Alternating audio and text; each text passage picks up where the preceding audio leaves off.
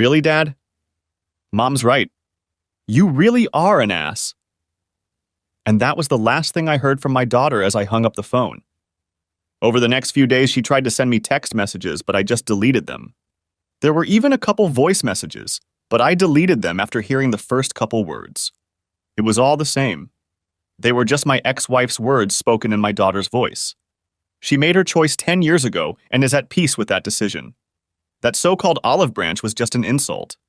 She could have taken the whole olive tree and shoved it up her ass. So, I'm Tom Williams. I used to be married to Kayla Williams. We were married for about 17 years when everything fell apart. Of course, I was blamed for it. That's what happens to innocent pricks in our wonderful divorce courts in this country. Blame the man, and then let the ex-wife get full custody so she can tell the kids what a horrible man their father is. I swear the divorce laws in this country were written by a bunch of man-hating feminists who want to screw anyone with a penis. As I said, we were married for 17 years. We had 2 children, a 14-year-old son and a 16-year-old daughter. I thought everything was going great. I loved my wife and I was sure she loved me. Our children were smart, athletic, well-behaved, and cute. Carly was a daddy's girl, and Josh was a friendly and athletic boy. I was making decent money as a mechanical engineer, and Kayla had a good job as an accountant. We both played sports to keep fit, and we were both pretty cute. Like I said, Carly was a daddy's girl to the core. She seemed to idolize me, and I was circled around her little finger. She had a good aptitude for math and science and decided she was going to be an engineer like Daddy. She got her driver's license the day she turned 16. She, like me, loved to drive. From the age of 10, she would go to the garage, handing me wrenches while I worked on the various toys I acquired. I am an unabashed tech enthusiast. I like old cars, mostly made by GM, that I can mess around with and collect. She instilled in me a love for them. Sometimes on the weekends, we would go to car shows together and spend all day drooling over these wonderful cars. It seemed like we were practically joined at the hip almost every weekend. I was also quite adept at household chores. Carly always enjoyed helping me when I did something around the house. I taught her the basics of plumbing, electrical, drywall, and painting. She was by my side when I was installing new appliances. She even helped me with the new concrete slab I put down next to the store. Although Carly turned to her mom for girl issues, which I was very happy about, I was the one she came to for advice and help with everything else. Homework, drama with friends, advice on things she was thinking of doing, boys, etc. We were very open and honest with each other. When she was in trouble, I was the one she turned to for help. I had a daddy's girl and Kayla had a mommy's boy. Josh was never into cars and mechanics like his older sister. He was a good student, but he wasn't particularly excited about science. He excelled more in English, literature, and social studies. He started talking about becoming a lawyer. Of course, Josh and I hung out too, but he seemed to be more attached to his mom than to me. For the past couple weeks, Kayla seemed a little out of sorts. It wasn't a big deal, she just seemed a little distant. And lately she's been kind of shutting down for a minute or two. A couple times I asked her if everything was okay, but she just waved me off and ignored me. Usually I liked it when she blew me off, but this wasn't the case. Again, no big deal, just a little off. It was Friday night. I had just gotten home from work. It was 6 o'clock, as it usually is on a Friday night. I saw that Kayla was already home as usual. I walked in the door and yelled out that I was home as usual. Oddly enough, there were no smells of dinner cooking. Carly didn't come down and greet me either. Sure, she's a teenager now, but she usually greets me if she's home. She and Josh must still be out with friends. Oh well, I put my briefcase in my office and went upstairs to change into more comfortable clothes for the evening. When I entered the bedroom, I saw that my wife had laid out her LBD dress, sexy lingerie, stockings and garters, and 6-inch CFMs on the table. That explained the lack of odor at dinner. Apparently, we were going out for the evening instead. I wish she had warned me about that, but I didn't have any other plans anyway. Kayla was still in the bathroom applying makeup when I walked in. "Where are we going, honey?" I asked, taking off my shirt. "We're not going anywhere," she replied. That was weird. Well, if we're not going anywhere, why are you wearing so much makeup and laying out a sexy outfit on the bed? I said we're not going anywhere. I'm going. Really? Where are you going in that outfit without me? And where are the kids? I had a bad feeling. The kids are spending the night with friends. I don't know exactly where my date will take me, but I probably won't get home until tomorrow morning. What do you mean your date and you're not coming back until morning?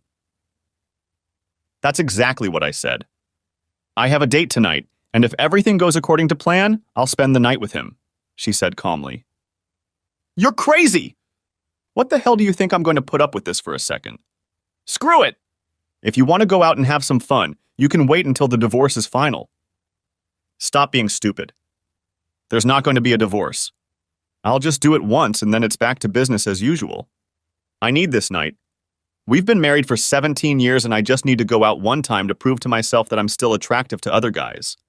If you really love me, you'll let me have this night and it won't even be noticeable.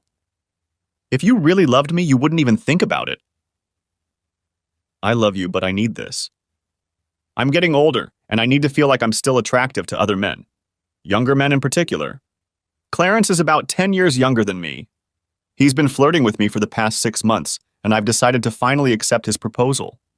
It's just one night of sex to convince myself that I'm still a sexy woman, attractive to other men. It's just a confidence boost for me. I've noticed a few wrinkles and a couple gray hairs starting to show through, and I need a boost to my ego. I don't need it, and I'm not going to put up with it. Remember that part of the wedding vows about renouncing everything else? If you do that, you're breaking your vows. Don't be silly. It's just a matter of one night. After I get home, I'll never do it again. I promise. Are you stupid, or is it you who believes I am stupid? After you broke the vows you made to me in front of God, family, and friends, do you really think I'm going to believe your simple promise made in private? Simply put, if you go through with this, it's over between us. You're out the door, and I'm going to see a lawyer as soon as possible. Don't be an idiot. There will be no divorce. I'm going to come home and be the loving and devoted wife I've always been. If you try to divorce me, I will fight as long and hard as I can. In the end, you will lose the house, most of your assets, and I will get full custody of the children. Furthermore, I will do everything I can to ruin your dating life and place all the blame for the breakup of the family on you. I will do everything I can to make your children hate you in the end. I was shocked by her words. You claim to love me and yet you do all this to me? Damn right. I love you, but if you try to divorce me, I will fight you. I don't want to lose you, so I'm just giving you the consequences of your actions. Look, I told you I only need one night to prove that I'm still attractive and sexy. Yeah, what about in a few more years? How about the next time you start thinking you're still getting older and wonder if you can still be attracted to a younger man? I promise that won't happen. And yes, I overheard some gossip. I admit I'm curious, but it's just going to be sex. There will be no love. You have nothing to worry about him taking me away from you. Like I said, it's just a one-time thing to get it all out of your head. Maybe I'll even learn a few things to diversify our sex life. A couple of new tricks will liven up our lovemaking. If you go through with this, I've already told you the consequences of your actions. If you call him right now and cancel, we can go through marriage counseling and try to save our marriage. Don't be silly, we'll be fine. If you really insist on counseling to cure your bruised ego, we can talk about it when I get back tomorrow. With those words, she continued to get ready for her date. I changed into jeans and a t-shirt, then left the room. After a while, she came downstairs, dressed in the clothes she had laid out on the table. She had a small clutch in her hands and was examining herself in the mirror by the door. I sat in my chair in the living room. A car horn honked outside. He's here. I have to go now. I'll see you in the morning. She walked over and kissed me goodbye. I turned my head and recoiled from her. She ended up kissing the air. She stood up again and looked at me with a frown. Fine. Let it be like this. Once you calm down, everything will go back to normal. With those words, she turned and headed for the door. I made one last request of her. If you walk out that door, it's over between us. You'd better think twice about throwing 17 years of marriage away. She turned to look at me. I'm not throwing anything away. Like I said, I'll be back and everything will fall into place. With those words, she opened the door and stepped out. Yes, I started crying about losing my marriage and the woman I had loved exclusively for the past 20 years. 17 years of marriage, a year of engagement, and 2 years of exclusive dating. I didn't understand how she could do this to me. She never expressed any displeasure to me. We had a normal sex life and she never said she wanted more. I would have gladly given her more if she wanted it. We didn't fight about anything. Sure, there were some disagreements, as all couples do, but we still discussed everything and came to a mutual agreement. I had already decided what I would do if she went for it. Half an hour later, I finally got up and went to work. I guess I waited that half hour for her to come to her senses and come back. Obviously, that didn't happen. I went upstairs and proceeded to put my plan into action. It wasn't a great plan, but it was the best I could do at the time. It was a fairly large house with 4 bedrooms. The master bedroom, Carly's room, Josh's room, and a large guest bedroom. The guest bedroom was actually a second master bedroom with a private bath. We used it when her or my family came over. We also used it for kids' sleepovers. Now, however, it has become my temporary bedroom. It took me about 2 hours to completely move from our old bedroom to my new one. I had no illusions about what would happen in our divorce. This was a no-fault state. That means that the divorce laws in this state were written by man-hating feminists. Basically, unless the wife was convicted of some serious crime and sent to prison for at least 10 years, the husband got screwed. It didn't matter if the husband was a completely innocent victim. The wife ended up getting the house, the kids, alimony, maintenance. It used to be called child support, and the husband was left with all the bills. She gets the gold mine and he gets the mine. After settling into my new temporary living quarters, I went down to the home office and logged into our online banking. A few years ago, I had opened another account in my name. It wasn't done for any devious purpose, just that I could buy her gifts and she would be surprised. We both had access to our finances, and several times she would go in to check our finances and happen to see a purchase I had made for her. Needless to say, there were no surprises on her birthday or Christmas. So I opened a new account in my name only so I could buy her gifts and not let her know what she would get in advance. Now I decided to repurpose that account. She knew about it, but she didn't have access to it. First, I transferred exactly half of our checking and savings accounts to my personal account. Then, using the money left in the joint account, I paid off and canceled all of our credit cards. I then issued several new cards in my name only. Yes, I should have paid off everything before transferring the money, but I figured I'd rather pay whatever the court orders me to pay than try to collect anything from her. I would transfer my direct deposits from work to my personal account on Monday morning when I got to work.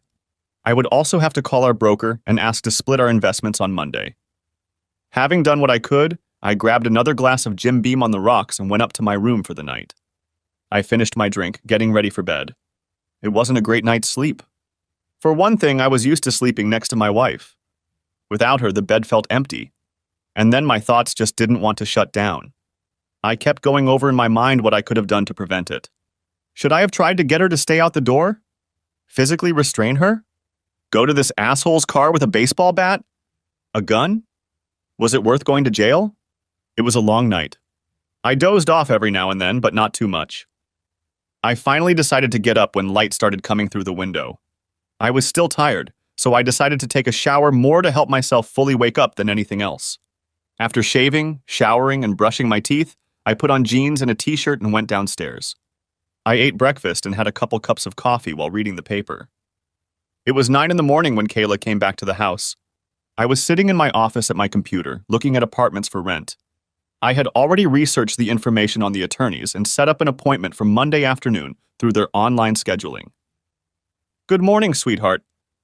I'm home as promised," she greeted cheerfully as she entered the house. I just ignored her.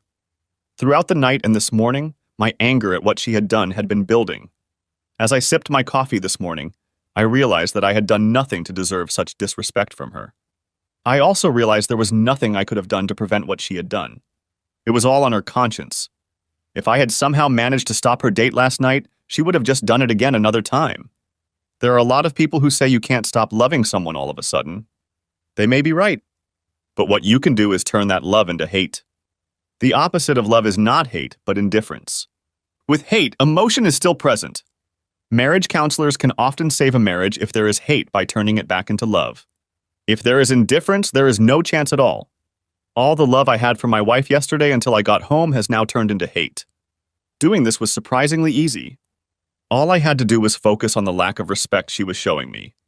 Then I added her threats against me if I didn't agree. Added to that was her disregard for my feelings.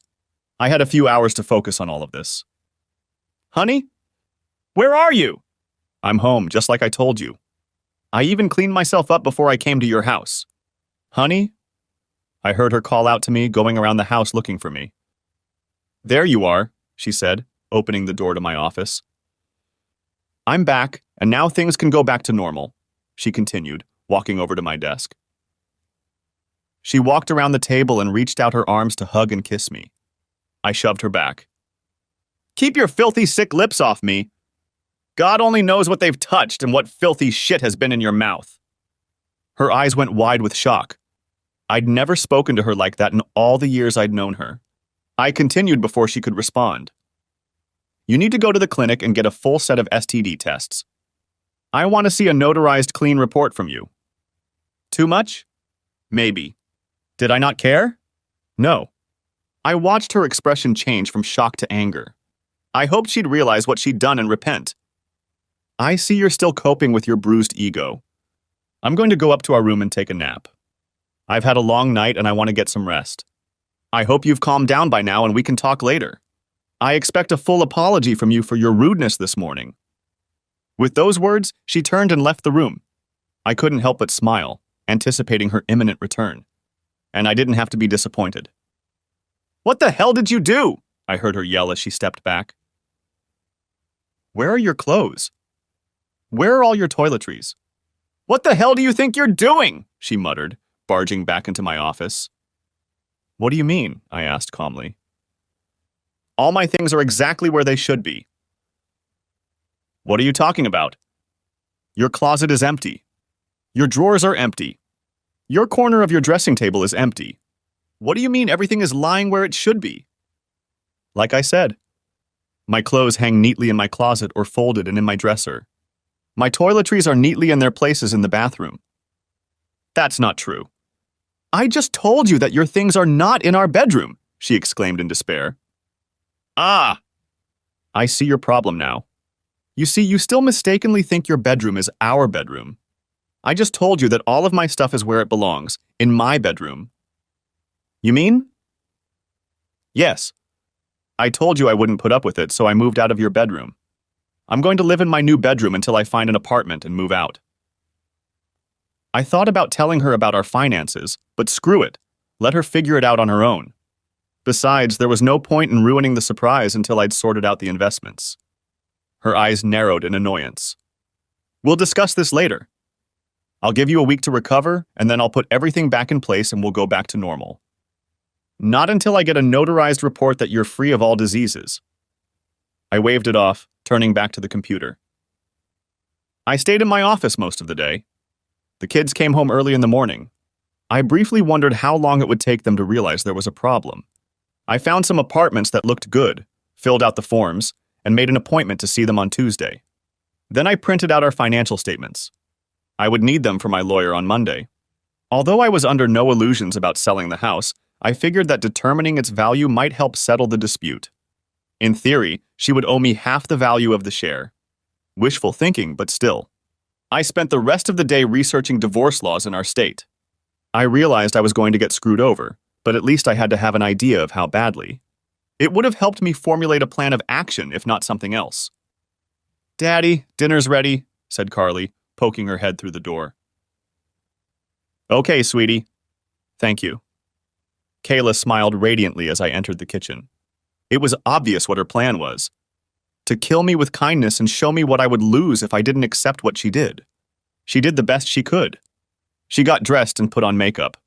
Her hair was styled in a style I liked. She spent quite a bit of time in the kitchen that day to prepare my favorite meal.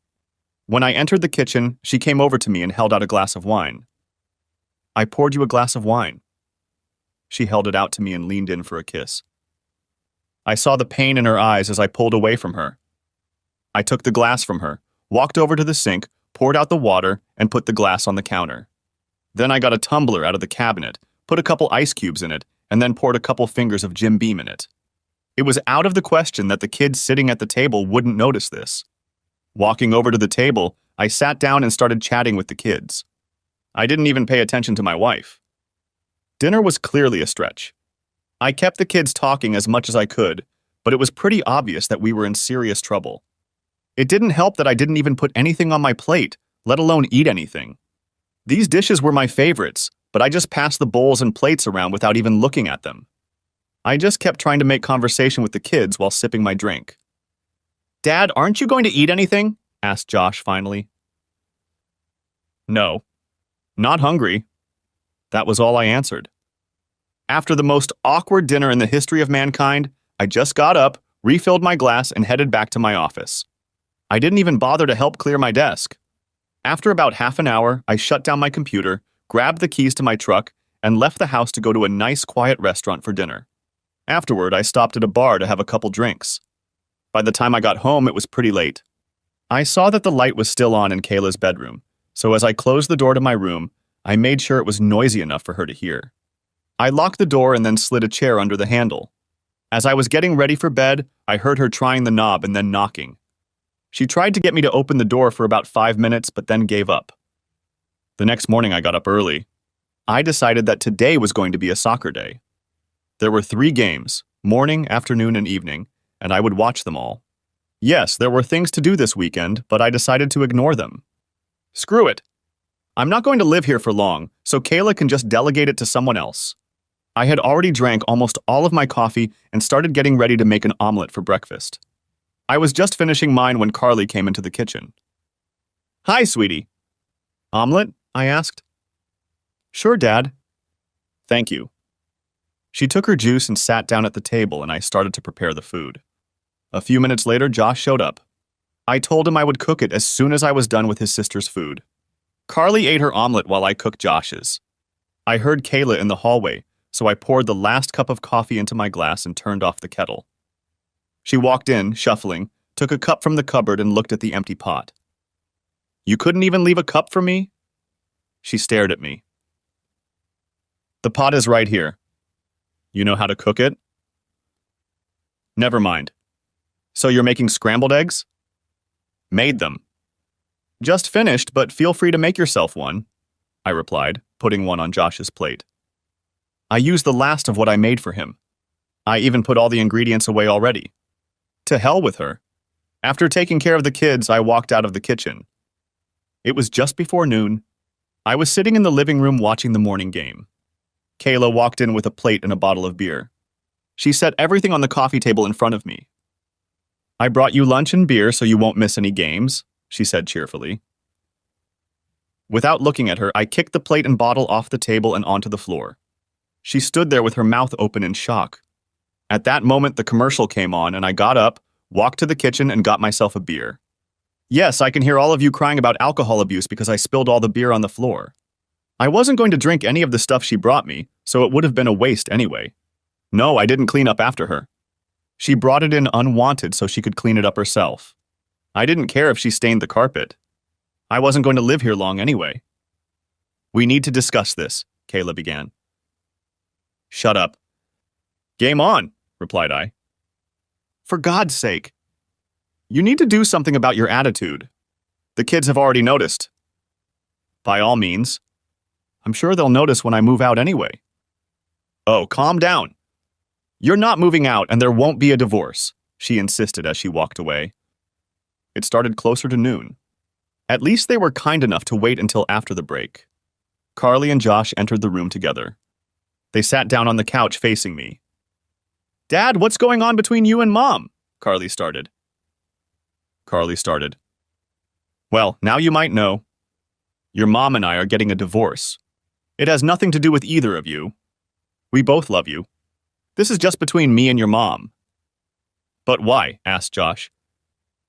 "Because your mother did something I just can't accept. She did it even after I told her how I felt about it, but she did it anyway. She's not remorseful about it one bit."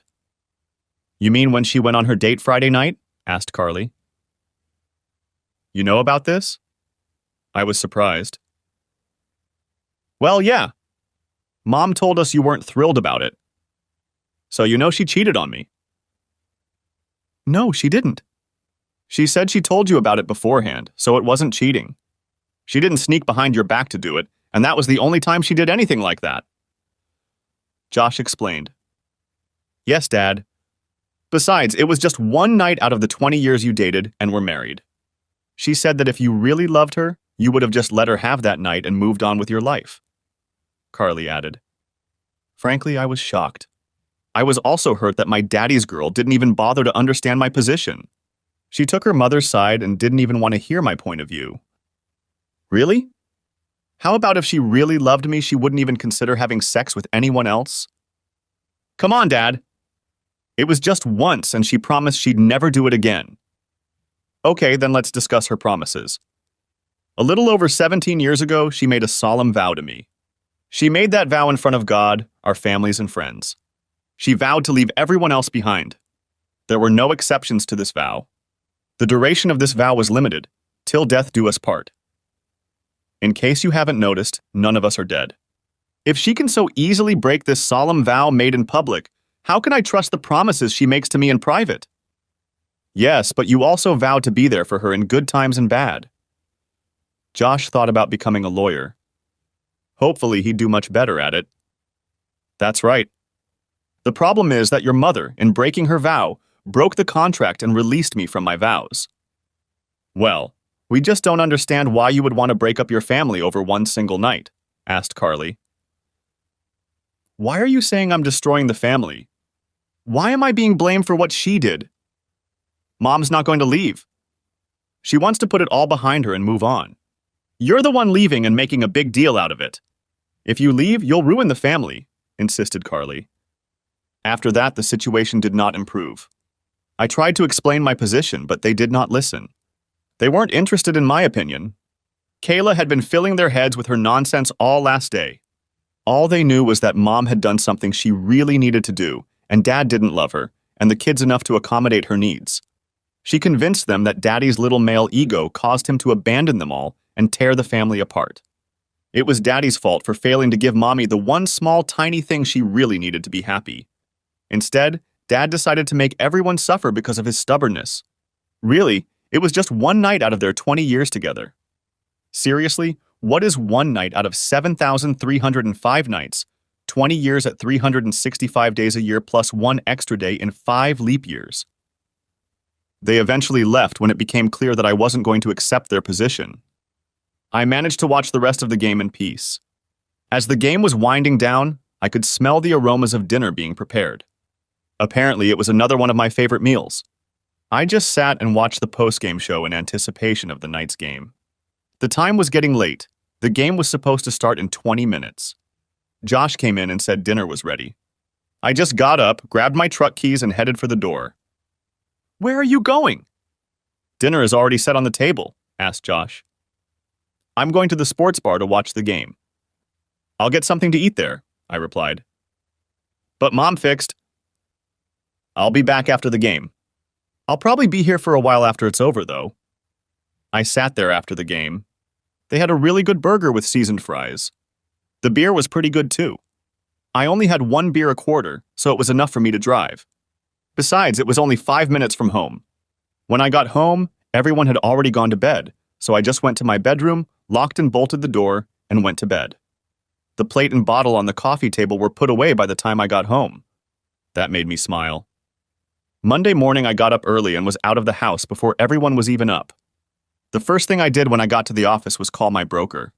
I explained that I was going through a divorce and wanted him to split all of our investments in half. He created a new account in my name only and transferred half of our investments into it. Next up, human resources. I removed Kayla's name from the retirement account and asked them to put Carly and Josh as my heirs. I also gave them my new bank account information so they would redirect my paycheck there. Lastly, I informed my boss that I was going through a divorce, so I would need time off to meet with my attorney, court dates, meetings, etc. He was fine with it. My lawyer told me what I already knew. There was a small chance of getting custody, but it all depended on where the children wanted to live. They were old enough for the court to seriously consider their wishes. Based on my conversation with them yesterday, I wasn't going to count on that. I asked him to get started on the paperwork and asked him to get her to work on Monday. I didn't even bother driving home right after work. Monday Night Football was on, so I just stopped by the sports bar. 3 tacos for $1. I ate 3 during the first half and 3 more during the second half. I ignored text messages and phone calls from Kayla. I answered Carly and let her know where I was. Her reaction to this was not very pleasant. All 3 of them gave me an unkind look when I walked in on them after the game. I just walked into my office and closed the door. By the time I was done and went up to my room, everyone had gone to bed. Tuesday morning, I got up early and was out of the house before everyone else was up. Work was fine, and I took the day off to look at apartments. I settled on a nice 2-bedroom apartment and put down a deposit. I would be able to move in on Saturday. A trip to the thrift store allowed me to buy a couch, table, and chairs. They were to be delivered Saturday afternoon. I decided that I liked the bed I had been using and was going to pick it up, as well as everything in my home office. By the time I got home, they were already eating dinner. I grinned, noticing that they hadn't even put out a plate for me. That was fine with me. I wasn't going to eat anyway. I just walked over to the refrigerator and pulled out everything I needed to make a huge sandwich. After making the sandwich, I grabbed a bag of chips and a beer and then headed to my office. "Geez, Dad. Why are you being such an asshole?" exclaimed Carly, entering my office. "Well, Carly, simply put, your mother cheated on me. She had absolutely no respect for me. And then she threw it in my face. I'm not going to put up with that. I made it very clear what would happen if she went along with it. She went for it, even knowing what would happen. You can't seriously be ruining your family over this. Come on! It was no big deal. It was just sex. Carly, you're going to get married someday. Think how you would feel if your husband told you one night that he had a date with a younger, prettier woman and was going to spend the night with her. Well, I'm sure I wouldn't like it much, but if he promised to come back to me and it was only once, I'd hope I loved him enough to get over it. Besides, if he told me about it first, it wouldn't seem like cheating. Uh-huh. Sure. Do me one favor. When you get married, look straight into your fiancé's eyes when you say your vows. When you look into his loving eyes and get to the phrase about leaving everyone else behind, imagine how the love in those eyes will turn to utter devastation when you tell him you're off having fun with another man. With those words, I turned my back on her and went back to work. Wednesday evening was an ambush. When I got home from work, both parents were already there. People often make fun of their in-laws, but I actually got along very well with her parents. They accepted me into their family as the son they never had. Charles, her father, was as much of a tech fanatic as I was. His only problem was that he liked Fords. Okay, he had extremely poor taste in cars, but I could overlook that. He had a '69 Mustang Fastback that was in pristine condition. Yeah, I got along very well with my parents. We were not one of those dysfunctional families where kids grow up hating their parents. They were always very loving and supportive of me. Of course, there were disagreements, and they never hesitated to tell me when they thought I was wrong about something. Sometimes we just had to agree to disagree. So I entered the house and saw that the ambush had already been prepared. I was a little puzzled. I understood why her parents would be there. Obviously, they would be on her side. After all, she is their daughter. But what confused me was that my own parents were there. It seemed counterproductive for her. My parents would agree with me and be on my side. If she was trying to get me to accept her infidelity, why would she invite someone who wouldn't be on her side and argue that I was right to divorce her infidelity? You've probably guessed by now that it took me a few more minutes to realize. Tom, Charles began, I want you to know that May, Kayla's mother, and I are very disappointed in what Kayla did. That said, we think you are overreacting to it. Yes, she went and had sex with another man, and it was extremely disrespectful to you, especially the way she did it. But it was just one mistake. You two have been together for a total of 20 years. You have 2 wonderful children. Think about all of that. Surely you can get over this little incident. You don't have to destroy your family over one mistake. A little mistake? Really? It wasn't a small mistake. It wasn't an accidental stumble. It was a planned event. They probably planned it at least a week in advance. Then she ambushes me an hour before she leaves, giving me no chance to resist. It was an elaborate plan to trick me. Son, Mom decided to intervene. She didn't cheat on you. She told you that first. Eh? What? First of all, you're right that she told me. Told me! She never asked. She just said she was doing it, and I had no say in it. Even when I raised my serious objections, she didn't care. Speaking of what I said, I told her it would happen if she went for it. Tom, Father tried. I understand your pain and anger, but think of your family. We love you, son. We'll be here to help you heal, but think about what you'll do to your family. Kayla still loves you and insists she won't do it again. We all think that with counseling and some effort you can overcome this. Tearing your family apart is not the answer. We raised you to be a good man. You need to man up and keep your family together. Don't do something stupid that will end up hurting your relationship with your family. Think of your mother and me. These are our grandchildren, and we will do whatever is necessary to keep a relationship with them. I just stood there, completely stunned. My parents were really on her side. They were really telling me that I had to accept her cheating. I just couldn't take it anymore. I turned and walked out of the room and headed for my bedroom. Kayla tried to follow me, but I closed the door in her face. 10 minutes later, I changed into jeans, a casual shirt, and boots. I didn't say a word as I walked through the living room and out the front door.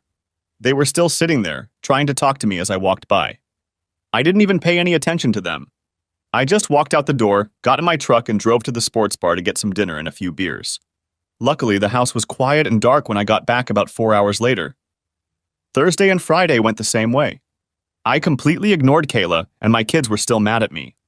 I was surprised that Kayla still hadn't noticed that the credit cards were no longer working.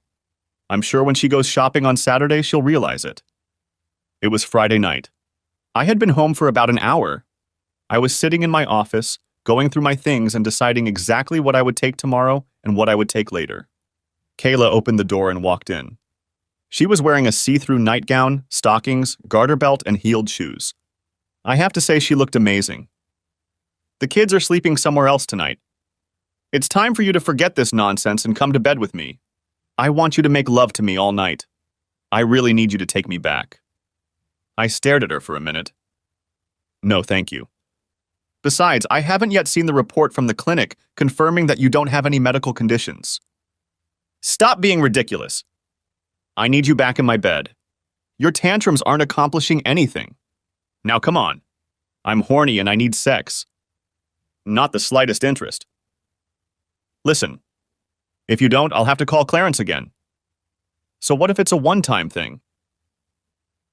Damn it! It was a one-time thing, but if you're going to keep rejecting me, you're the one pushing me away to someone else. Have fun with it. Let me know if you bring him here so I can leave.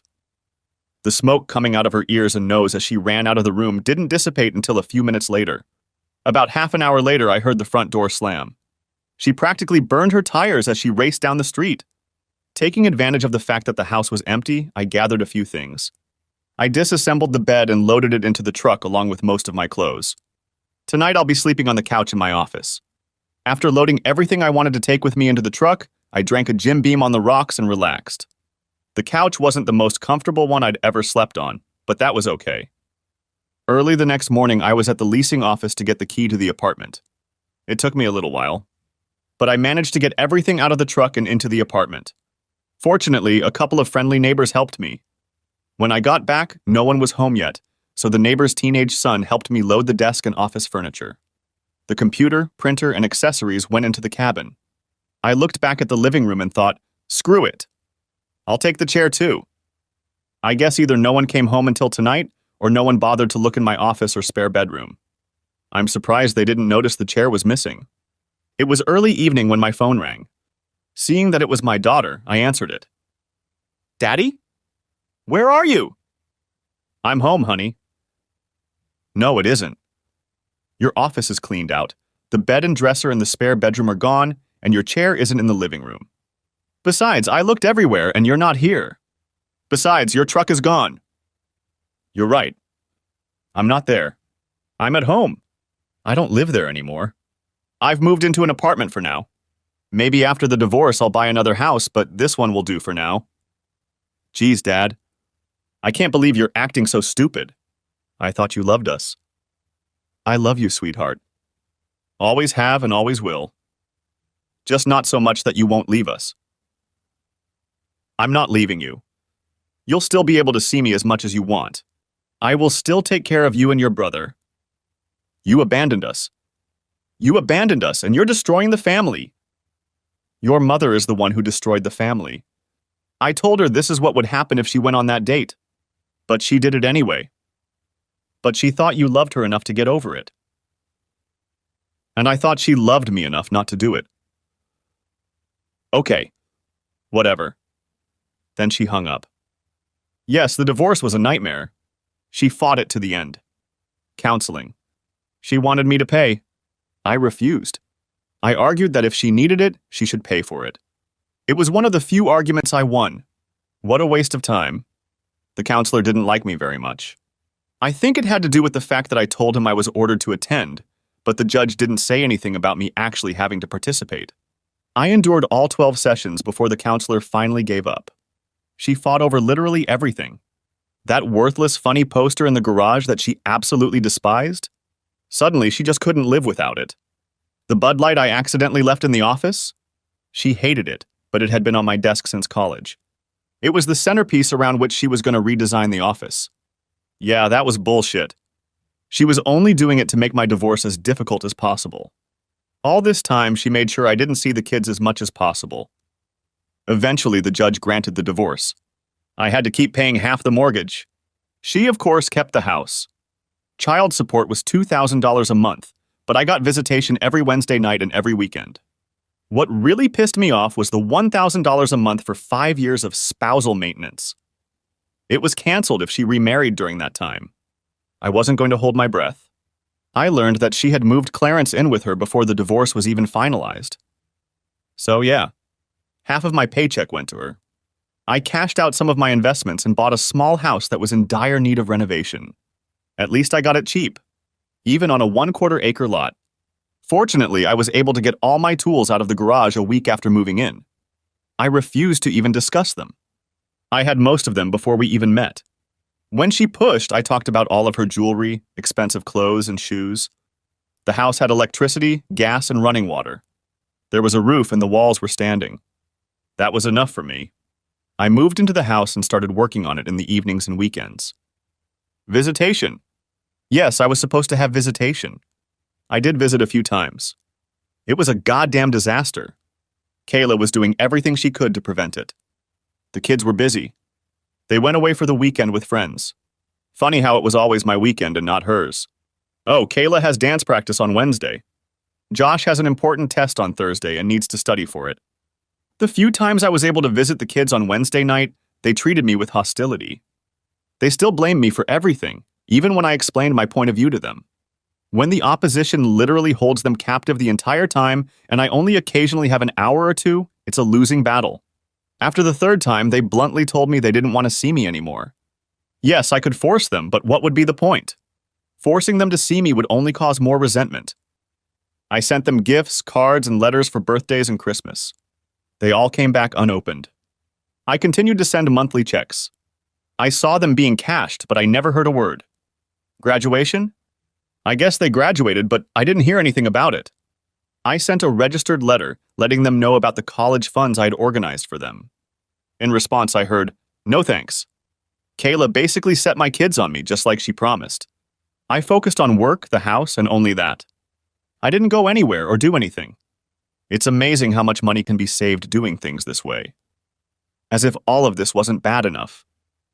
"Hi, Mom," said I when she picked up the phone. "Tom. How are you?" she answered cheerfully. "Things are going well as you'd expect? Anyway, I haven't heard anything about Thanksgiving.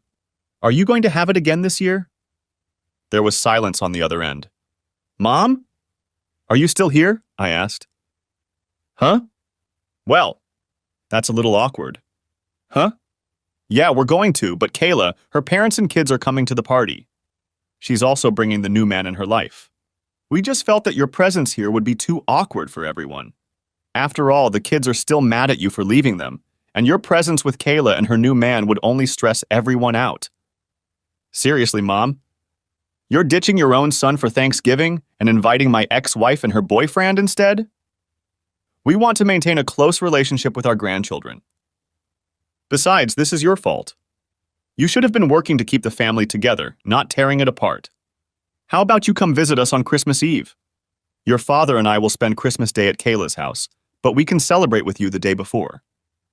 "Whatever," I muttered, ending the conversation. I spent Christmas Eve at home watching Die Hard and ignored the numerous calls and text messages from my mom wondering where I was. I wasn't in a holiday mood. I was just looking at the packages I sent to my kids a week ago. Yesterday, they were returned to my doorstep. 5 years later, I received a wedding announcement. Kayla had married Clarence, the weekend after I paid my last installment of maintenance. Bitch. Josh had turned 18 a year early, so I was done with child support.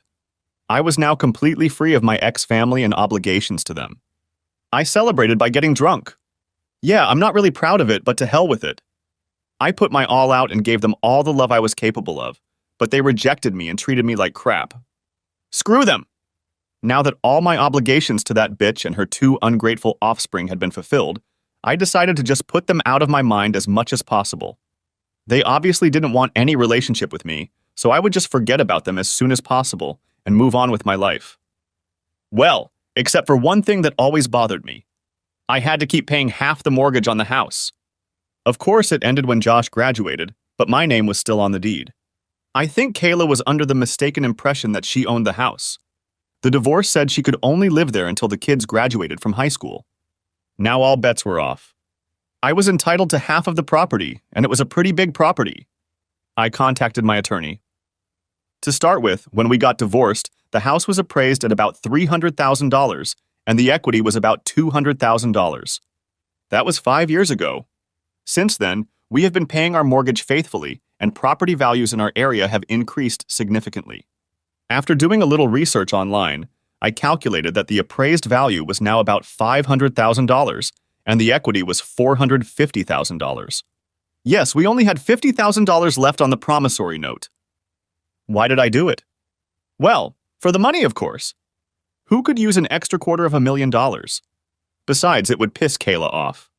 She adored this house, and having to give me a penny for anything made her furious, and I was eager for any payback for what she'd done.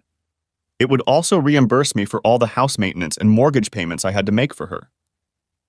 The call came about a week later. Tom, what the hell is going on? Well, Kayla, not much going on around here? Just working and fixing up the house I bought. What's going on with you? I have to admit I'm surprised you called to see how I'm doing. After all, this is the first time you've spoken to me since the divorce. You asshole! I'm not calling to find out how you're doing.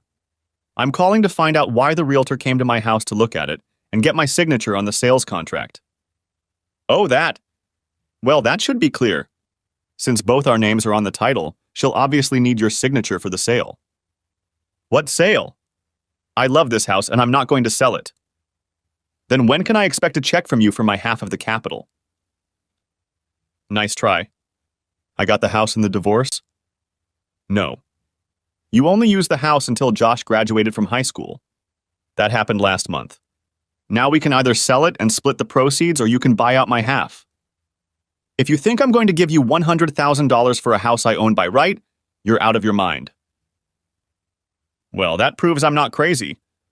I'm not asking for $100,000. You could have done that 5 years ago.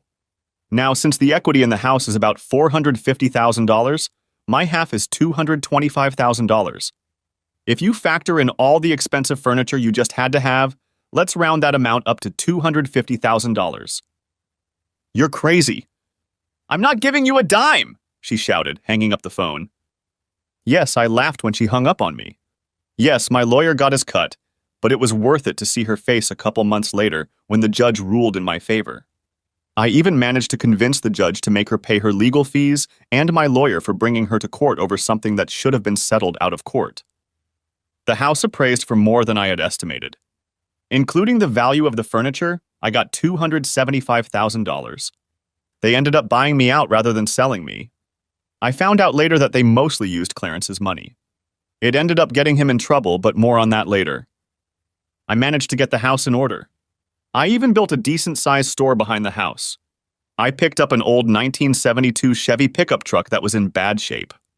I was only interested in the chassis. The rest would have been replaced anyway. Over the last year, I have taken it apart, cleaned it up, and completely repainted it.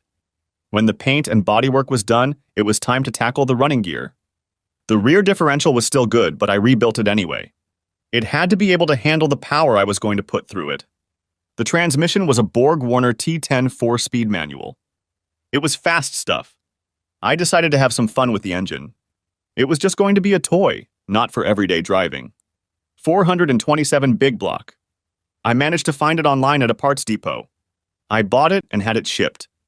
Once it arrived, I put it on the stand and started taking it apart. I had to send it to a machine shop to bore the cylinders, connecting rod and cam. New forged crankshaft. 10/1 pistons. Nice heavy cam. Heads ported and polished, then double spring valves put in. And then a supercharger to bring it all up to speed.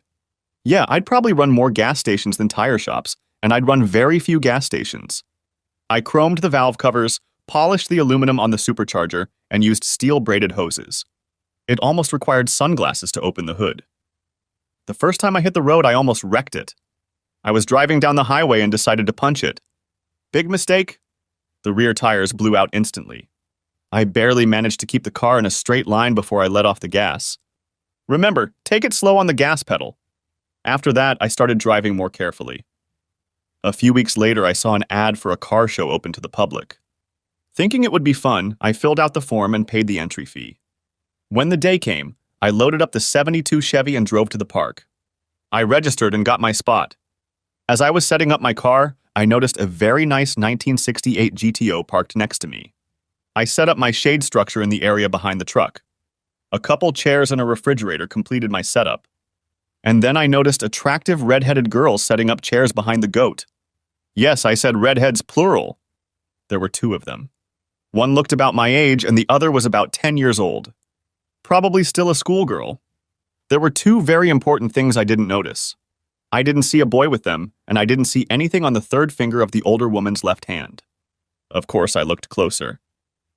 "Good morning." "I like your car," said I cheerfully. They both looked up from their studies. "Hi." "Thanks." "I like your truck too," said the older one. "Thank you." "Have you been to many of these events?" "This is my first one." "I mean, I've been to car shows before, but only as a spectator. This is the first one I'm participating in." "My name is Tom, by the way." "This is the third time my daughter and I have participated." "My ex has hosted it several times before." "I'm Marie, and this is my daughter Jenny." "In that case, when you're done, why don't you two join me in the shade? I have a cooler full of drinks, and I could use any information about these shows I can get." We ended up spending most of the day here. Once in a while, we would get up and talk to someone about our cars, but it was a very enjoyable day. No, I didn't win any awards, but I still had fun. I found out that she divorced her husband 3 years ago because she caught him cheating. He was cheating with his boss's wife. She made a deal with him. She would give him all the videos if he would rewrite the GTO to her. She told me it would hurt him, and she wanted him to keep his job so he could continue to pay her alimony and maintenance. It was a double win for her. Besides, his boss was an asshole and she didn't care at all about his wife tooting his horn. Jenny was also friendly and joined in the conversation. She told me that she was very angry at her father for his cheating. She has nothing to do with him anymore. We were having such a good time that I didn't want it to end. As the show was winding down, I suggested they have dinner at Red Lobster a couple blocks away. They agreed and we drove there. I didn't really want to be sad, but they asked and told me their story. I listed the highlights. I told them that my kids had sided with my wife and no longer had anything to do with me. "You mean she cheated and your children blame you for divorcing her?" Jenny was stunned. "Yes. I tried to explain to them, but by then she'd already sicked them on me." Marie put her hand on my shoulder. "I'm so sorry for you, Tom.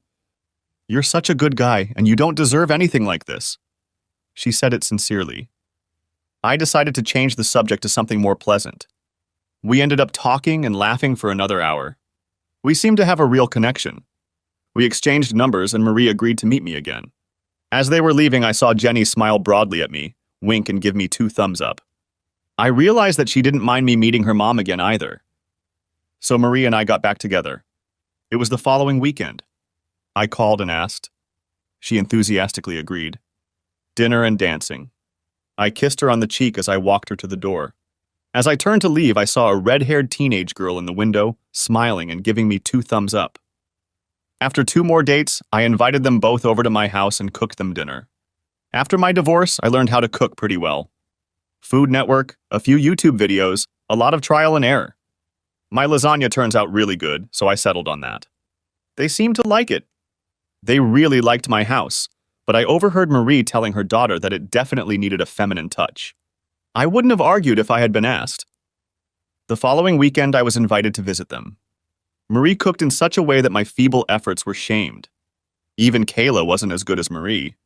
I couldn't help myself. I know it's rude as hell, but I just couldn't stop eating. I finally had to apologize to them for making a pig out of myself. They just laughed and asked why I was apologizing. It was the biggest compliment you can give a woman who loves to cook. She told me that Jenny was almost as good as she was. It happened 2 weekends later. I took Marie out to dinner and then to a dance club. We had been dancing for a while when a slow song came on. We pressed against each other, swaying to the beat of the music. We'd already ended up kissing pretty hot a few weeks ago. She leaned over and whispered in my ear, "Take me home." Honestly, I was surprised. I thought we were having a great time and now she wanted to go home. I pulled back to look at her. She must have seen the look on my face and started giggling. "Ah, you silly man. I meant take me to your house." Oh, luckily I had my regular truck and not a 72. I'm not sure I could have kept the tires on the road if I had driven home in the 72. Yeah, I went for it. I made her breakfast before driving her home. I got another double thumbs up from the red-headed teenager in the window. A few months later I asked and she answered. It was a simple ceremony in front of a judge. They moved into my house right after the wedding. Jenny even started calling me daddy. It was a wonderful life. Yes, there were disagreements. Yeah, Jenny and I had our differences too. She was a teenager, and I was the authority figure. Sometimes I had to say no.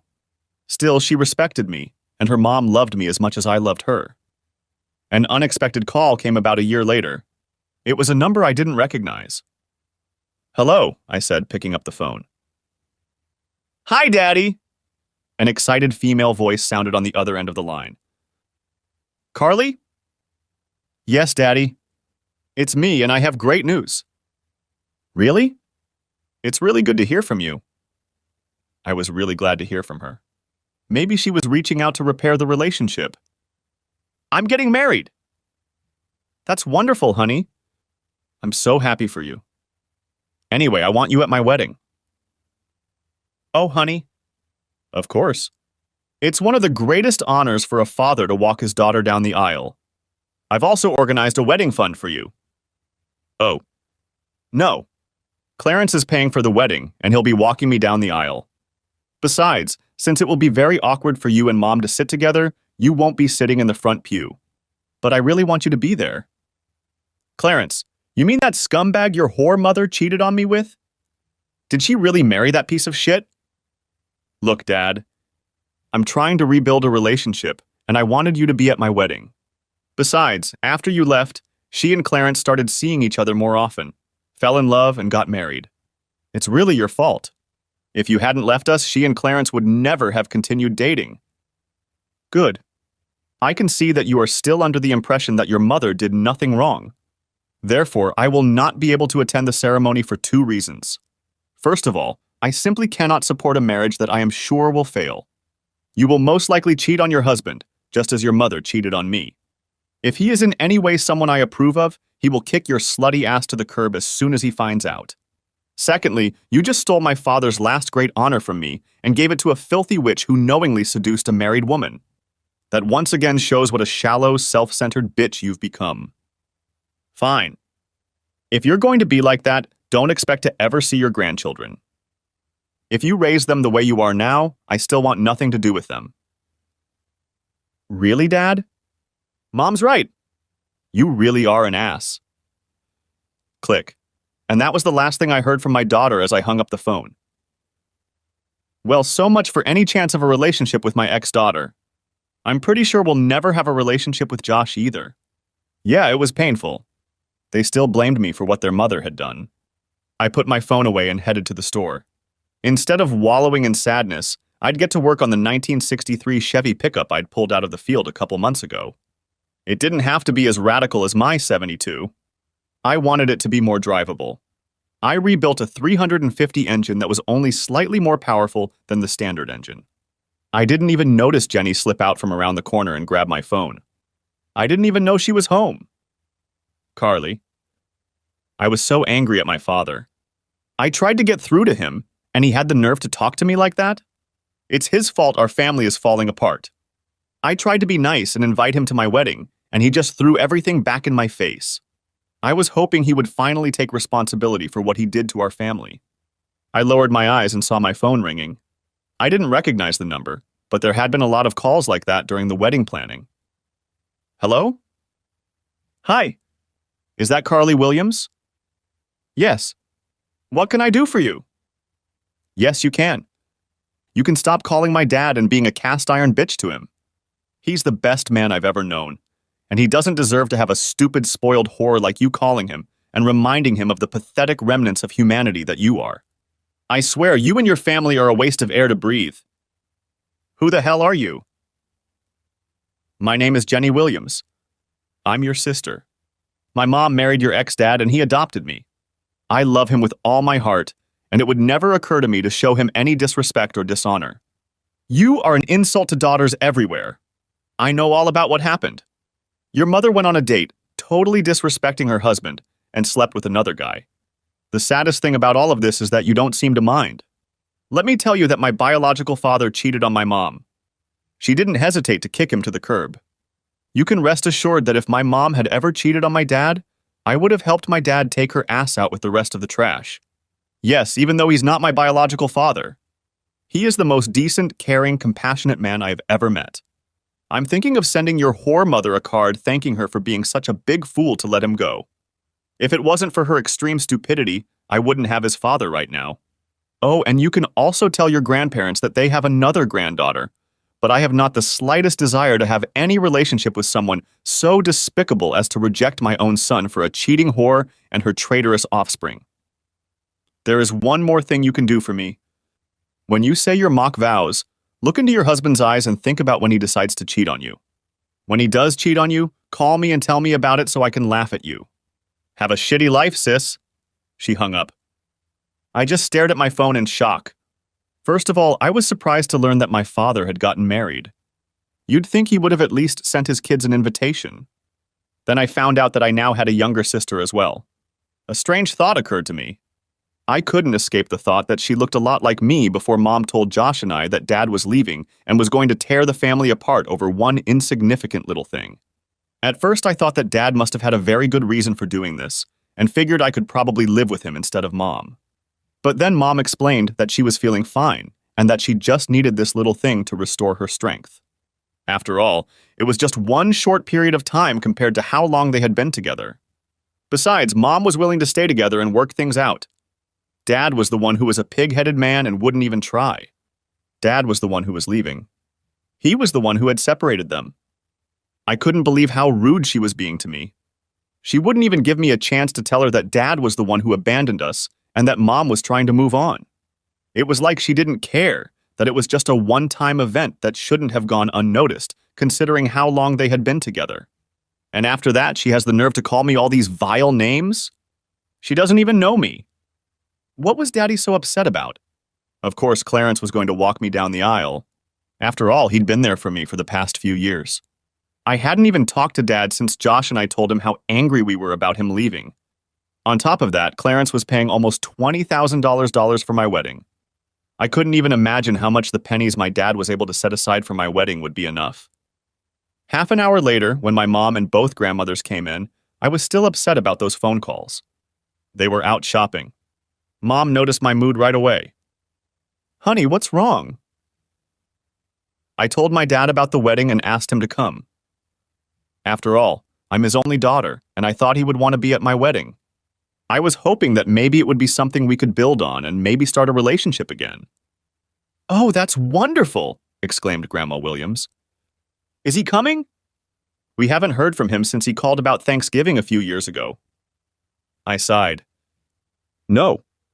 He got mad when I told him that Clarence was going to walk me down the aisle and that I thought it would be too awkward for him to sit in the front pew with Mom and Clarence. That's too bad. I thought he'd gotten rid of his piggishness by now.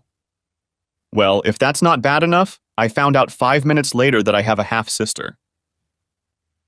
What? Sounds in three-part harmony. Yes. The girl who said her name was Jenny Williams called me a few minutes after Dad hung up.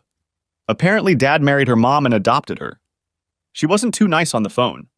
In fact, the nicest thing she said was that she wanted to thank my mom for being stupid, or she wouldn't have such a great dad. I recounted both phone conversations to them. They were shocked at the vehemence with which Dad and Jenny had spoken on the phone. Tom got married and we weren't invited to the wedding? He didn't even tell us about it? I have another granddaughter, whispered Grandma Williams to herself. My wedding day had finally arrived. I thought briefly about what my father had said, and for a moment I was sad that he wouldn't be here on my special day. That was fine. I'd approached him and he'd rejected me. I brushed it off. After all, it was a happy day. I was marrying the man I truly loved. The man I would spend the rest of my life with. Clarence glowed with happiness as he took my hand, and we started walking down the aisle to the music of the wedding march. I was beyond happy looking at all of my friends and family. Both of my grandparents were there. Josh was one of Bobby's groomsmen. Everyone was there to celebrate my special day. Tears of joy came to my eyes. I looked ahead and saw my Bobby smiling at me as he stood in front of the priest. As we passed my mom, I saw her looking at me with pride. Tears of joy were running down her cheeks, too. Clarence lifted my veil, kissed my cheek, and said, "Congratulations, baby girl." He then handed me into the arms of my future husband. I had a strange feeling in my mind when the priest asked, "Who gives this bride away?" And Clarence replied, "Her mother and I." Something didn't sound right, but at that moment I couldn't figure out why. It soon passed as the priest began the ceremony. I looked into the eyes of the love of my life. I repeated my vows. To have and to hold. In sickness and in health. In good times and bad. Forza, forza. I couldn't say it. I looked straight into Bobby's eyes and I just couldn't say it. I suddenly remembered what the bitch had said on the phone. I was looking into my soulmate's eyes and suddenly I saw him with another woman. The picture suddenly changed. Now I was looking into the dull eyes of a broken man, telling him that I had sex with another man. These pictures flashed through my mind. The words came out without thought. I understand now. If I had felt like we were under the scrutiny of the public before, it was nothing compared to what it was now. Bobby looked at me with concern. Suddenly, it was as if a weight had been lifted off me. The biggest smile of my life appeared on my face. "I finally get it," I said to Bobby. "Oh. That's really great, Carly, but what did you suddenly realize?" "Absolutely everything," replied I. Then I got serious. "Bobby, do you really love me?" "Of course I love you." "How can you even ask that?" "I have to ask this because I can't marry you today." I swear I felt a rush of air rush past me, and the entire audience gasped in shock. "We'll still get married, but not today. This is wrong, and I have to make it right. I'm only getting married once, and it will be for life, so I have to make it right." "Baby, what's wrong?" "Bobby, I love you with everything I have. I'm going to marry you. I'll explain everything to you and you'll understand, but we need to go and start making things right. We'll reschedule everything for another day and play our wedding. You're not going to leave me at the altar, are you?" "No way. In fact, you should come with me." With those words, I turned to the guests. "I'm sorry, but I just can't go through with this today. We are not canceling our wedding. We are just postponing it. We will let you all know when we set a new date. We understand if you decide not to come, but just think of the story you will be telling about today for years to come. Won't you want to come next time and see what happens next? In any case, to make up for your disappointment in any way, the reception hall must be ready. Everything is already paid for with non-refundable deposits, so why not take advantage of that? The bar is open, so eat, drink, dance, and be merry. Don't worry, Clarence will pay the bill." With those words, I took Bobby's hand and started to make my way back down the aisle. Suddenly, my mom was blocking my exit, and Clarence was standing next to her. He didn't look pleased that I had just flushed over $20,000 down the toilet. I also noticed that all the guests were now focused on this new confrontation. Those who had gotten up to head to the reception stopped at the venue to watch the next show. Clarence started yelling nonsense about the money he'd spent and how I was going to pay him back every dime for this stunt I'd just pulled.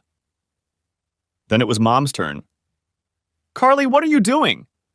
"Where are you going?" she asked. "I'm correcting a mistake I made a few years ago." "What mistake?" "Biggest mistake of my life. The mistake I made when I listened to all that crap you were saying instead of helping Daddy kick your slutty ass to the curb."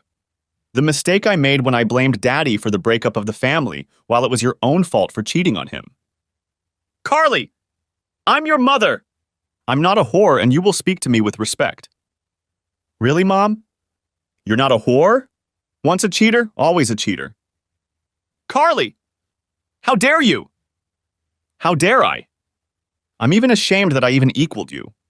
It wasn't until I looked into Bobby's eyes while saying my vows that I woke up and realized what a horrible person you really are. Once a cheater, always a cheater. Looking into his eyes, I suddenly realized how awful it would be if he ever cheated on me. I realized how much I would hurt the man I loved if I ever cheated on him. I guess Dad was a good role model for me after all. But you sure weren't. What do you mean? Asked Mom. Fear flashed in her eyes. Really, Mom? Do you really think I don't know about your Wednesday workouts with Jim Davis, your personal trainer? That they're always at his apartment instead of the gym? It's funny that you only go to the gym to see Jim. How about the fact that Carlos, your pool guy, takes an extra hour every 2 weeks because he screws your brains out on the chaise lounge after he cleans the pool? How about your gang banging the landscaping crew every time after they finish their yard work? I've got some good video footage of me coming home early a couple times, in case you try to deny it. And let's not forget how you always tip Mario, your barber, by giving a blowjob in the back room after every haircut. At least Clarence is your boss at work, and he doesn't have to worry about you cheating on him with your boss. Am I forgetting someone? Oh yeah. I almost forgot Alan Morris, your neighbor. For the last 3 years, he's been coming over whenever his wife has a girls' night out. Her gaze flicked to Clarence as I finished laying out her dirty laundry. Perhaps she hoped he'd miraculously not heard, even though I'd said it loud enough to carry across the church, and he was standing less than 2 feet away from me. There was a look of utter shock on Clarence's face. Looking at Clarence, an evil thought occurred to me. Oh, and Clarence? Before God and all these witnesses, I swear with the same commitment that my mother did when she made her wedding vows, that I will pay you back the money you spent on this wedding. We all know how she keeps her vows, so you can fully expect me to honor this vow just as she honors hers. Yeah, he shouldn't hold his breath waiting for even a dime. Seeing that Mom was distracted, I pulled Bobby down the aisle. I made a quick stop to talk to the videographer. Yes, he caught the whole thing on camera. He smiled broadly as he handed me a copy of the videotape. He was set up to make a duplicate in case something happened to the original. I quickly signed my signature on the authorization form to post the video on YouTube. I hoped it would go viral and increase my mom's shame. Bobby and I jumped out into the parking lot. He'd driven his car here and our bags were in the trunk. We planned to move them into the limo before leaving the reception. His brother was going to drive him back to his apartment after the reception. I smiled, knowing that Dad would really like Bobby, and slid into the passenger seat. I was instantly excited when he turned on the ignition and the huge 440-cylinder engine rumbled to life. Sure, it wasn't a GM, but the 1969 Challenger was still a beast. Where are we going? He asked as we roared out of the parking lot. Go west on 156. I'll find the address and put it in Waze, I replied, working the phone. It wasn't difficult. After all, he wasn't trying to hide. I knew the town he lived in, and a search of the real estate records gave me the answers I needed. He was about 2 hours away. We could only hope he would be home when we got there. We didn't stop to change clothes. I was on a mission and didn't want to waste time. Vol. It's not a common occurrence when you open the front door and see a woman in a wedding dress and a man in a tuxedo on the porch. If you were a priest and lived in a church, it would probably happen sometimes. The problem was that I wasn't a priest and certainly didn't live at the church. What was even more surprising was that I actually knew which one was which. I had no idea who the person was, but it was definitely my oldest daughter standing there. My oldest daughter who had made it clear that she didn't want to see me anymore. I recalled that today was her wedding day, but I couldn't figure out why she was here. She must be either at church, at the reception, or on her way to her honeymoon.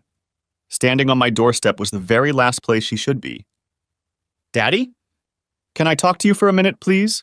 She asked in a very small voice. Still stunned, I stepped back and let them enter. I gestured toward the living room, where Marie and Jenny were sitting. I noticed the shocked looks on their faces. Oh, Carly, this is my wife Marie and our daughter Jenny. Jenny Marie, this is Carly. I'm sorry, but I don't know who the guy with her is. Oh. Yes.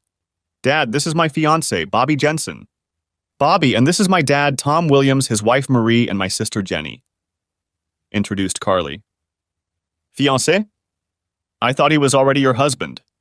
Didn't you just get married a couple hours ago? I was confused. That's what I need to talk to you about. I can't do it today.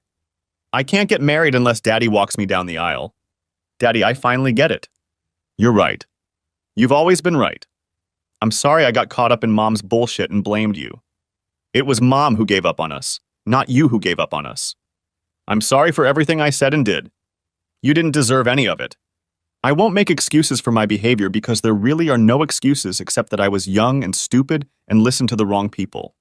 I just hope you can find it in your heart to forgive me and let me back into your life. I really, really want to marry Bobby. He's a really great guy and I know you'll like him. But I can't marry him unless you agree to walk me down the aisle and marry me off. It was completely unexpected. I probably should have been focusing on other things, but there seemed to be an elephant or two in the room. Although I was very glad that my daughter had decided that I wasn't the bastard who had abandoned them and wanted me back in her life, the curiosity that prevailed in me at the sight of this scene demanded attention. So, Carly, did something happen at the wedding? I mean, you're wearing a wedding dress and Bobby's in a tuxedo, so I'm assuming you really were at the wedding. She looked at herself, then at her fiancé. Oh, yes. We were already halfway through the ceremony when an epiphany came over me. Here, she said, holding out the disc to me. Maybe you should watch Bobby and I change into our regular clothes. Bobby ran to the car and got the suitcase, and Marie escorted Carly into the bedroom where they could change.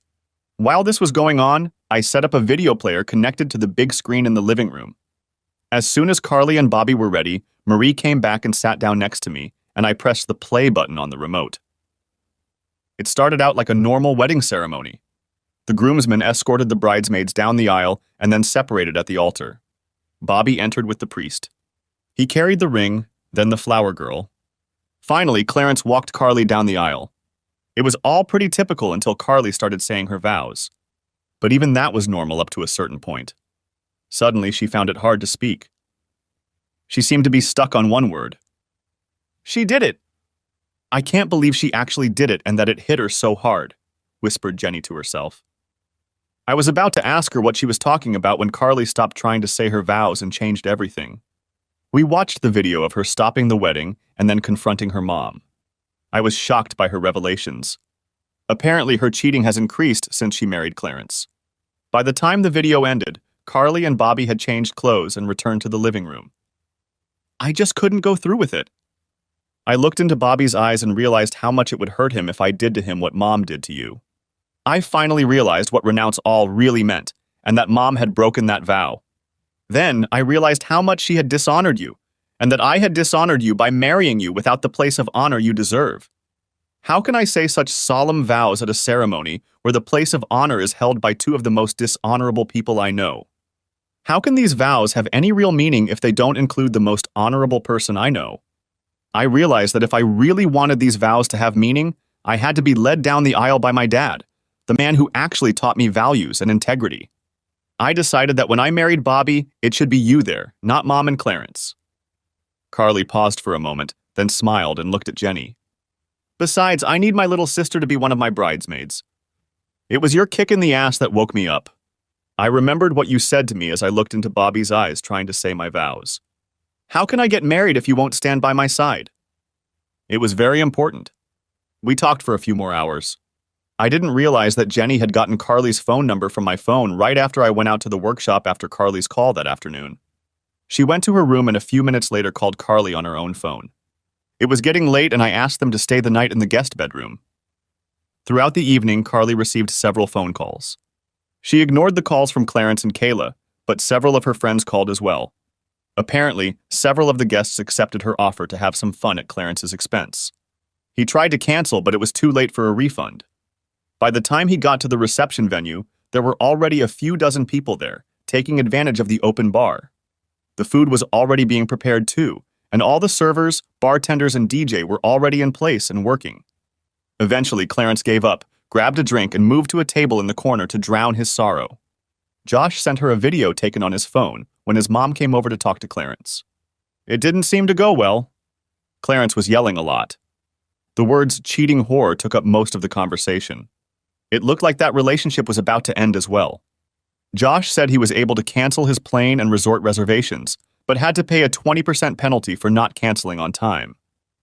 Since Carly and Bobby had already taken time off work for their honeymoon, they stayed with us all week. I reconnected with the daughter I thought I had lost. I also got to know Bobby better. He's a great guy with strong morals. The relationship was a little strained at first, as the only things he had heard about me were lies told to him by my ex-wife, son, and daughter. Well, not really lies, but rather embellishing the truth that painted me as a bad guy who abandoned his family. In addition, there were several important facts left out in these conversations. After the truth started to come out, he started to treat me warmer. It helped when I showed him my store and my latest projects. Although he liked the classic Dodges better, we both appreciated each other's cars. Hey, we're both tech fans. At least he wasn't one of those wimps who drives an automatic. His Challenger had a manual transmission. About midweek, a new wedding date was set. It was to be held at the same venue on the same weekend a year later. This time I would be paying for her and walking her down the aisle. Besides, Marie was going to be called upon to help with the wedding. Yeah, Jenny was going to be a bridesmaid too. Carly and Bobby called everyone in the wedding party and gave them the latest news. Well, everyone except Kayla and Clarence. Over the next few months, Carly and I worked hard to rebuild our relationship. Bobby and I also got to know each other better. We attended several car shows, participating in Marie's GTO, my '72 truck, Bobby's Challenger, and even got Jenny to participate in the 1974 Firebird I bought for her. Carly and Bobby would come over and spend a couple days with us a couple times a month. Josh even showed up a few times. It was harder with him because he was always closer to his mother than he was to me, but we rebuilt some of our relationship. I think he did it more for Carly's sake than mine, but I agree. Besides, he always had some news from home. By the way, things were not going well between Kayla and Clarence. Clarence had moved out and filed for divorce. The good news for Kayla was that Clarence had filed for divorce because of irreconcilable differences, not adultery. This meant that the harsh penalties of the prenuptial agreement would not apply. He filed in such a way as to end it quickly and without a fight. The good news for Clarence was that he had a prenup. The prenuptial agreement stated that all property he owned before he got married was not subject to division. Kayla would get half of the property acquired during the marriage, but even that would not be enough when you consider the property acquired before the marriage. She would mostly get the house and about $50,000. As for the house, Clarence did try to get a piece of it, but he had no proof that he was entitled to it. Sure, it was his money that was used to buy out my share after the divorce, but there was no real proof of that. Apparently, he took out a business loan for his company to get the money, but never documented exactly what he spent it on. In addition, they never put his name on the certificate of title for the house. Since the house had belonged to Kayla before they were married, she refused to even discuss the topic. Clarence ended up paying off the loan, but accomplished nothing. By the time he realized that the money for the house would not be returned to him, it was too late to file an adultery complaint. Rumors of Kayla's adventures spread, and her credibility in the community suffered greatly. Friends began to avoid her, and invitations to parties, charity events, and other occasions dried up. Worse, because she didn't work and relied on Clarence's money, her financial situation deteriorated badly. Clarence learned an expensive lesson. He lost a couple $100,000 buying out my half of the house. Another $28,000 for the wedding that went south. He also had to pay Kayla $50,000 in the divorce. And then there was the humiliation. Kayla was furious that her adventures had been made public and that Clarence was divorcing her the way he did. She started telling her remaining friends that she cheated on him because he has such a small penis and doesn't even know how to use it properly. She also told all her girlfriends that he refused to lick her even though he demanded that she suck him off. This kind of gossip spreads like wildfire. It wasn't long before all the women he tried to pick up at the bar just laughed at him. He became a recluse, only going to work and straight home. His social life evaporated. "Ready, Daddy?" my oldest daughter asked. "No father is willing to let his daughters go, but I'm honored to do it for you," I replied. The doors opened and music filled the church. I stepped in, starting with my left foot, and proudly began to lead my daughter down the aisle. I cast a quick glance and my smile grew even wider. My ex-wife was sitting in the fourth row. My wife, Marie, was taking her place of honor in the front row. I would join her after taking care of one last important honor for my daughter. Who gives this woman in marriage? As a father, I give her as my wife, I said loudly. Love you, baby, I whispered, kissing her on the cheek and handing her to Bobby. Oh yeah, I forgot to mention my wife. No, this wasn't my idea. Carly had asked me to do it that way. I turned and walked over and sat down next to my wife. To have and to hold. In sickness and in health. In good times and bad. Leaving everyone else behind! Carly practically shouted the last phrase. Then, with a bright smile, she finished her vow. It was a beautiful ceremony. When they kissed at the end, there was a round of applause. I looked down from the head table. Marie was next to me. I saw Kayla sitting at a table off to the side. She didn't look happy. Every time she looked up and saw Marie sitting in her seat, she frowned. I noticed that she took advantage of the open bar. Clarence hadn't been invited. I don't know if he would have come even if he had been invited. My last great accomplishment for my daughter was complete. I walked her down the aisle, married her, made a beautiful toast to the newly married couple, danced a father-daughter dance with my daughter, and then danced with my wife while my daughter, her husband, and his parents danced to the second song. My duties were done. I sat at the table next to my wife. My youngest daughter was dancing with one of the crowd of guys claiming her attention. Pardon me, Marie, won't you? May I ask your husband to this dance? Heard a familiar voice behind me asking for my wife. Marie and I turned to face my ex-wife. Marie stared at her for a while before answering. Just be sure to return it to where you found it. She looked at me. I trust you, but I don't trust her not to do anything stupid. I led Kayla to the floor. A slow song started playing. I wouldn't be surprised if she had asked for it for that very purpose. I tried to keep my distance and not pull her to me. We danced for a bit before she spoke. You were supposed to give me that one night. We were supposed to forget about it and go on with our lives as normal. Tonight was supposed to be just the two of us. And you shouldn't have left that night. You should have known better than to think I wouldn't mind you cheating on me, no matter how many times you did it. I didn't cheat. I told you about it before I did it. I didn't sneak around behind your back. Whether you told me or not is immaterial.